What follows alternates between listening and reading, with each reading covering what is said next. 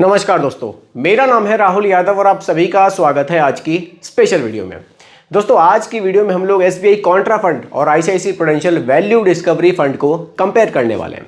इसके regarding channel पर एक सर का कमेंट भी कई बार आ चुका है, तो वीडियो आपके लिए बहुत ही ज़्यादा इंफॉर्मेटिव होने वाली है, क्योंकि आईसीआईसीआई प्रूडेंशियल का वैल्यू डिस्कवरी फंड और एसबीआई कॉन्ट्रा फंड दोनों ही मोस्ट फेमस फंड है। तो दोनों में से कौन सा फंड आपके लिए बढ़िया हो सकता है, इस वीडियो को देखने के बाद आपको अपना डिसीजन लेने में काफ़ी आसानी हो जाएगी। तो आइए दोस्तों, बिना किसी देरी के वीडियो को स्टार्ट करते हैं। दोनों फंड्स को पूरा डिटेल में समझने की कोशिश करेंगे। दोनों का इन्वेस्टमेंट स्टाइल कैसा है, कहाँ निवेश करते हैं, लार्ज कैप में करते हैं, मिड कैप में करते हैं, स्मॉल कैप में करते हैं, कितना रिस्क लेते हैं, कितने रिटर्न्स इन्होंने बनाए हैं पास्ट में, सब कुछ आज की वीडियो में हम लोग डिटेल में समझेंगे। और अगर आप भी किसी म्यूचुअल फंड की एक डिटेल वीडियो चाहते हैं तो आप लोग भी कमेंट मुझे कर सकते हैं, आपके टॉपिक पर भी वीडियो आपको ज़रूर मिलेगी। आइए स्टार्ट कर लेते हैं। देखिए, एक तरफ हो जाएगा हमारा SBI Contra fund, SBI Contra, और एक तरफ हो जाएगा हमारा ICICI prudential value discovery fund, value discovery. ये आईसीआईसीआई की तरफ से है और ये एसबीआई की तरफ से है। देखिए, दोनों में सबसे पहले बेसिक डिफरेंस को समझने की हम कोशिश करेंगे कि दोनों में आखिर बेसिक डिफरेंस है क्या, इनका इन्वेस्टमेंट स्टाइल क्या है, ये रिस्क कितना लेते हैं, तो आपको काफ़ी हद तक ना क्लियर हो जाएगा। देखिए, एसबीआई कॉन्ट्रा फंड ये क्या करता है, मोस्टली उन फंड्स में हमारे, उन स्टॉक्स में हमारे पैसे को निवेश करता है जो फिलहाल अंडर वैल्यूड है, लेकिन लॉन्ग टर्म में उनमें पोटेंशियल है कि वो अच्छे रिटर्न्स दे सकते हैं। तो यहाँ निवेश करेगा एसबीआई कॉन्ट्रा फंड। अब आईसीआईसीआई प्रूडेंशियल का जो वैल्यू डिस्कवरी फंड है, ये भी ऐसे ही स्टॉक्स को ढूंढते हैं जो फिलहाल अंडर वैल्यूड है और फ्यूचर में अच्छे रिटर्न्स दे सकते हैं। लेकिन अब बात ये आती है कि फिर दोनों में डिफरेंस क्या हुआ।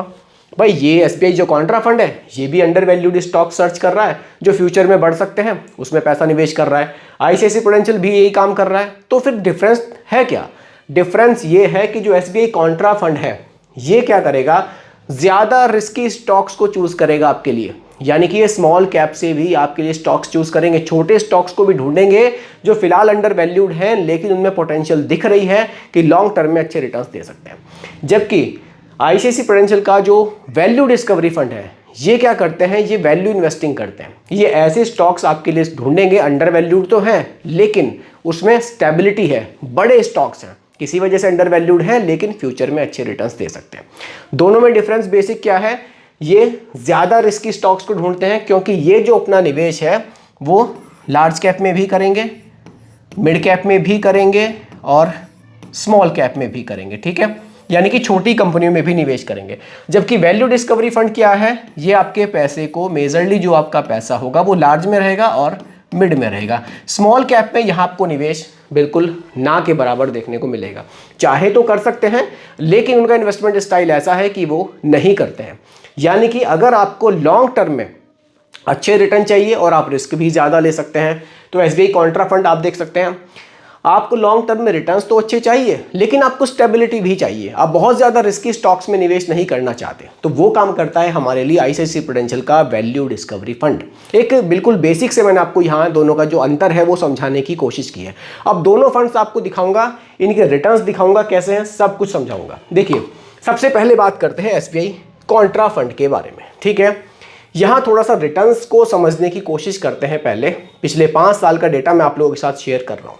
देखिए, पिछले 1 साल में इस फंड ने 8% के रिटर्न्स जनरेट किए हैं। पिछले 1 साल में निफ्टी 500 के जो रिटर्न्स थे वो 5.4% के थे, और जो कॉन्ट्रा कैटेगरी है उसके 11.3% थे। यानी कि इसने निफ्टी 500 से ज़्यादा रिटर्न्स बनाए हैं पिछले 1 साल में। वहीं अगर आप पिछले 5 साल का डेटा देखें तो इसके जो रिटर्न्स हैं वो रहे हैं 38.3% के।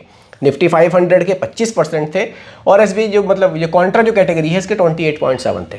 यानी कि पिछले 5 साल में तो शानदार रिटर्न्स इस म्यूचुअल फंड ने बनाए हैं। अब ये जो म्यूचुअल फंड है, हाई रिस्क हाई रिवार्ड पर काम करता है। अगर आप एग्रेसिव इन्वेस्टर हैं तो आप इस फंड को देख सकते हैं। लेकिन अगर आप पिछले 3 महीने के रिटर्न्स देखें तो ये गिरा है कितना, 4.5%, जबकि निफ्टी 500 भी 4.6% गिरा है। यानी कि अगर आप गिरावट देखें तो भी बहुत ज़्यादा नहीं है। जब निफ्टी 500 ही गिर रहा है तो जाहिर सी बात है कि सभी फंड्स नेगेटिव रिटर्न्स देंगे। उस कंडीशन में ऐसा नहीं हुआ है कि ये बहुत ज़्यादा गिरा है, निफ्टी 500 के आसपास ही गिरावट हमने इसमें देखी है। पिछले 6 महीने में भी 11.4 गिरा है और निफ्टी 500 में 12% के नेगेटिव रिटर्न्स दिए हैं। तो ये निफ्टी 500 के आसपास ही गिरावट में हमें देखने को मिल रहा है। जबकि बढ़त का जब टाइम आया, जब मार्केट बुलिश थी, तो जो इसके रिटर्न्स थे निफ्टी 500 ने 25% बनाए, तो इसने 38% से ज़्यादा रिटर्न्स अपने इन्वेस्टर्स को बनाकर दिए। ये तो हो गई रिटर्न्स की बात। अब पैसा निवेश किस तरह से कर रहा है, देखिए यहाँ जो निवेश है लार्ज कैप में 47% के आसपास है, मिड कैप में 13% है और स्मॉल कैप में भी निवेश है, कितना, लगभग 10% का। तो यहाँ जो निवेश है, जो डाइवर्सिफिकेशन है वो इस तरह से है, लार्ज कैप में ज़्यादा है, मिड कैप में कम है, स्मॉल कैप में और कम है, लेकिन स्मॉल कैप में भी 10% के आसपास निवेश इन्होंने रखा हुआ है। अब जो इनकी टॉप की होल्डिंग्स है वो भी देख लीजिए, HDFC बैंक है, रिलायंस है, कोटक है, टेक महिंद्रा है और गेल है। ये इनकी टॉप 5 होल्डिंग्स हैं जहां पैसा ज़्यादा निवेश किया जा रहा है। सभी स्टॉक्स शानदार हमें देखने को मिल रहे हैं। थोड़ा और आगे बढ़ते हैं, इस चीज़ को भी समझिए। जो नंबर ऑफ होल्डिंग्स है वो 97 है, टोटल 97 कंपनियों में आपका पैसा निवेश है। सबसे ज़्यादा निवेश किस में है, वो HDFC बैंक में है, 7.8% का निवेश है। सेक्टर्स कितने हैं, टोटल 13 सेक्टर्स में आपके पैसे को निवेश किया जा रहा है। सबसे ज़्यादा जो निवेश है वो फाइनेंशियल सर्विसेज में किया जा रहा है। ठीक है, ये तो हो गई दोस्तों SBI कॉन्ट्रा फंड की बात। अब ICICI प्रूडेंशियल का वैल्यू डिस्कवरी फंड भी देख लेते हैं ताकि डिसीजन लेने में आपको आसानी हो सके। ये है ICICI prudential value discovery fund. सबसे पहले रिटर्न्स को ही देखते हैं, पिछले 5 साल का डेटा देखते हैं। जैसे कि हमने कॉन्ट्रा फंड में देखा था, पिछले 1 साल के जो रिटर्न्स है 11.3% के हमें देखने को मिल रहे हैं, निफ्टी 500 के 5.4 थे। वहीं अगर आप पिछले 3 साल या 5 साल के रिटर्न्स देखें तो यहाँ 34% है, निफ्टी 500 के 25% है। गिरावट के टाइम को देखना ज़रूरी है। जब मार्केट देखिए बढ़ती है ना, तो सभी म्यूचुअल फंड्स मैक्सिमम अच्छे रिटर्न्स देते हैं, लेकिन गिरावट के टाइम पे कौन कम गिर रहा है, स्टेबिलिटी किस में ज़्यादा है, वहाँ पता चलता है असली म्यूचुअल फंड का। यहाँ देखिए पिछले 3 महीने के या 6 महीने का डेटा भी है। पिछले 6 महीने में नेगेटिव गया है कितना, माइनस कितना गया है, 8.5, जबकि निफ्टी 500 12% गिरा है।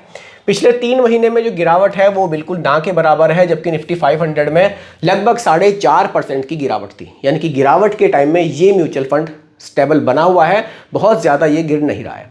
यही मैंने आपको वीडियो के स्टार्टिंग में बताया था कि इन्वेस्टमेंट स्टाइल देखिए दोनों में क्या डिफरेंस है। एक छोटे स्टॉक्स में निवेश कर रहा है, ज़्यादा रिस्की स्टॉक्स को चूज़ कर रहा है, इसलिए गिरावट के टाइम पे हमने देखा कॉन्ट्रा फंड में गिरावट हमें ठीक ठाक देखने को मिली। जबकि वैल्यू डिस्कवरी फंड की जो गिरावट है वो निफ्टी 500 के मुकाबले बहुत ही कम है। जैसे कि लगभग -4.6 गया है निफ्टी 500 और यहाँ माइनस केवल 0.6% की गिरावट हमने देखी है। यानी कि स्टेबिलिटी इस म्यूचुअल फंड में वाकई हमें बढ़िया देखने को मिल रही है। कुछ और चीज़ें भी हैं, उनको भी देख लेते हैं। देखिए यहाँ अब आपको डिफरेंस देखने को मिलेगा।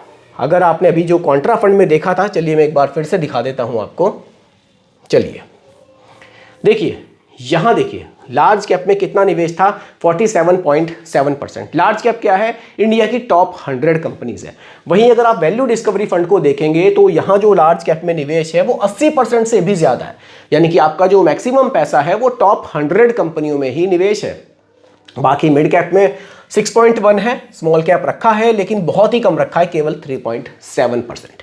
ये एक बड़ा रीज़न निकल कर आता है कि गिरावट के टाइम पे ये म्यूचुअल फंड क्यों स्टेबल बना हुआ है। ठीक है, उम्मीद करता हूँ कि इस चीज़ को आप बिल्कुल समझ गए होंगे। फिर भी कोई कन्फ्यूज़न हो मन में बताइएगा, कमेंट करिएगा और भी सिंपल भाषा में समझाने की यहाँ मैं पूरी कोशिश करूँगा।